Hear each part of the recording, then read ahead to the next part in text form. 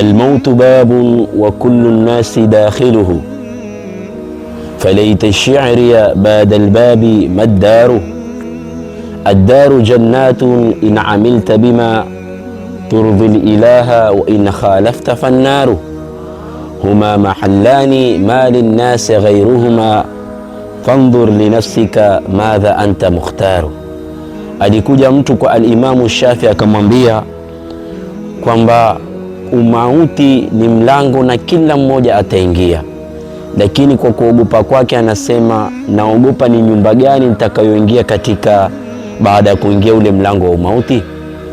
Imamu Shafi akamwambia ad-daru jannatu in amilta bima turdi ilaha, nyumba ni ile ambao itakuwa ni pepo ukifanya yale yanayomridhisha Allah subhanahu wa ta'ala.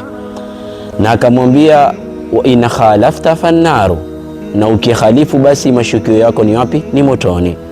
Huma mahallani ma linnasi ghayruhuma, ni sehemu mbili hizo, hakuna sehemu nyingine, ni pepo ama ni moto.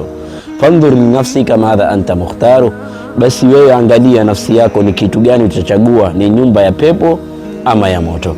Na Mtume sallallahu alaihi wasallam anasema katika hadithi yake kwamba almautu haqqu waljannatu haqqu wan-naru haqqu.